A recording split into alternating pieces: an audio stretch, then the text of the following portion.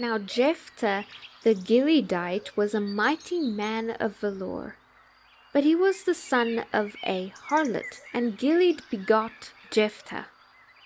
Gilead's wife bore sons, and when his wife's sons grew up, they drove Jephthah out, and said to him, "You shall have no inheritance in our father's house, for you are the son of another woman." Then Jephthah fled from his brothers, and dwelt in the land of Tob. And worthless men banded together with Jephthah, and went out raiding with him. It came to pass after a time that the people of Ammon made war against Israel, and so it was, when the people of Ammon made war against Israel, that the elders of Gilead went to Jephthah from the land of Tob. Then they said to Jephthah, "Come and be our commander, that we may fight against the people of Ammon." So Jephthah said to the elders of Gilead, "Did you not hate me and expel me from my father's house? Why have you come to me now when you are in distress?" And the elders of Gilead said to Jephthah, "That is why we have turned again to you now, that you may go with us and fight against the people of Ammon, and be our head over all the inhabitants of Gilead." So Jephthah said to the elders of Gilead, "If you take me back home to fight against the people of Ammon, and the Lord delivers them to me, shall I be your head?" And the elders of Gilead said to Jephthah, "The Lord will be a witness between us, if we do not do according to your words." Then Jephthah went with the elders of Gilead, and the people made him head and commander over them. And Jephthah spoke all his words before the Lord in Mizpah. Now Jephthah sent messengers to the king of the people of Ammon, saying, "What do you have against me, that you have come to fight against me in my land?" And the king of the people of Ammon answered the messengers of Jephthah, "Because Israel took away my land when they came up out of Egypt, from the Arnon as far as the Jabbok, and to the Jordan. Now therefore restore those lands peaceably." So Jephthah again sent messengers to the king of the people of Ammon, and said to him, "Thus says Jephthah, Israel did not take away the land of Moab, nor the land of the people of Ammon.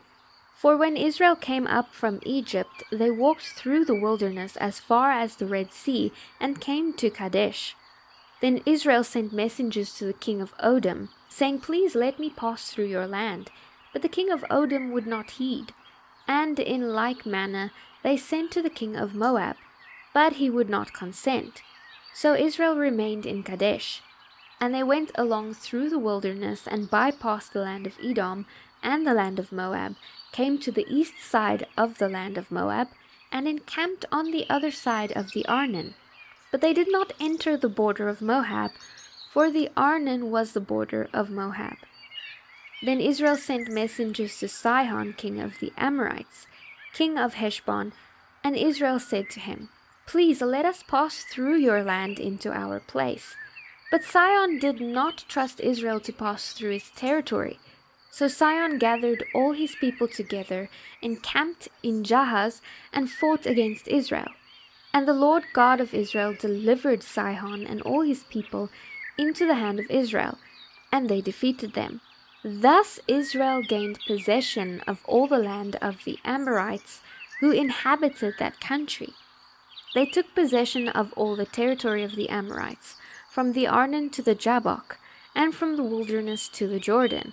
And now the Lord God of Israel has dispossessed the Amorites from before his people Israel. Should you then possess it? Will you not possess whatever Shemosh your God gives you to possess?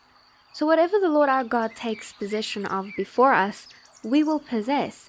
And now are you any better than Balak, the son of Zippor, king of Moab? Did he ever strive against Israel? Did he ever fight against them? While Israel dwelt in Heshbon and its villages, in Aroer and its villages, and in all the cities along the banks of the Arnon, for 300 years, why did you not recover them within that time? Therefore I have not sinned against you, but you wronged me by fighting against me. May the Lord, the judge, render judgment this day between the children of Israel and the people of Ammon. However, the king of the people of Ammon did not heed the words which Jephthah sent. Then the Spirit of the Lord came upon Jephthah, and he passed through Gilead and Manasseh, and passed through Mizpah of Gilead. And from Mizpah of Gilead he advanced towards the people of Ammon. And Jephthah made a vow to the Lord and said, "If you will indeed deliver the people of Ammon into my hands, then it will be that whatever comes out of the doors of my house to meet me when I return in peace from the people of Ammon shall surely be the Lord's, and I will offer it up as a burnt offering." So Jephthah advanced towards the people of Ammon to fight against them, and the Lord delivered them into his hands, and he defeated them from Aroer as far as Minnith, 20 cities, and to Abel Keramim, with a very great slaughter. Thus the people of Ammon were subdued before the children of Israel. When Jephthah came to his house at Mizpah, there was his daughter, coming out to meet him with timbrels and dancing. She was his only child. Besides her he had neither son nor daughter. And it came to pass, when he saw her, that he tore his clothes and said, "Alas, my daughter, you have brought me very low. You are among those who trouble me. For I have given my word to the Lord, and I cannot go back on it." So she said to him, "My father, if you have given your word to the Lord, do to me according to what has gone out of your mouth, because the Lord has avenged you of your enemies, the people of Ammon." Then she said to her father, "Let this thing be done for me. Let me alone for 2 months, that I may go and wander on the mountains and bewail my virginity, my friends and I." So he said, "Go," and he sent her away for 2 months. And she went with her friends and bewailed her virginity on the mountains. And it was so at the end of 2 months that she returned to her father, and he carried out his vow with her which he had vowed. She knew no man, and it became a custom in Israel that the daughters of Israel went 4 days each year to lament the daughter of Jephthah the Gileadite. Then the men of Ephraim gathered together, crossed over toward Jephthah, and said to Jephthah, "Why did you cross over to fight against the people of Ammon, and did not call us to go with you? We will burn your house down on you with fire." And Jephthah said to them, "My people and I were in a great struggle with the people of Ammon, and when I called you, you did not deliver me out of their hands. So when I saw that you would not deliver me, I took my life in my hands and crossed over against the people of Ammon, and the Lord delivered them into my hand. Why then have you come up to me this day to fight against me?"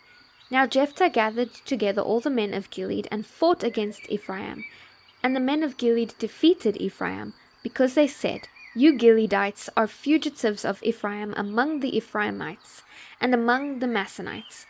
The Gileadites seized the fords of the Jordan before the Ephraimites arrived, and when any Ephraimite who escaped said, "Let me cross over," the men of Gilead who say to him, "Are you an Ephraimite?" he said, "No." Then they would say to him, "Then say, Shibboleth," and he would say, Sibboleth, for he could not pronounce it right.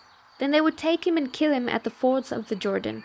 There fell at the time 42,000 Ephraimites.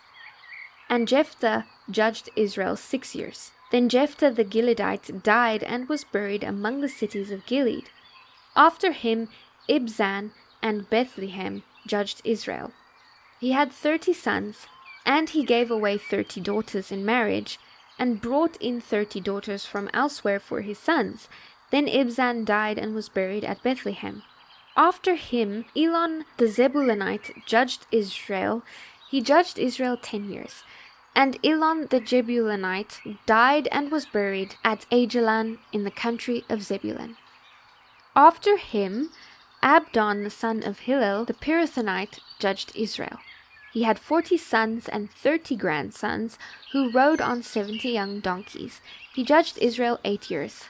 Then Abdon the son of Hillel the Pithonite died and was buried in Perthon in the land of Ephraim, in the mountains of the Amalekites.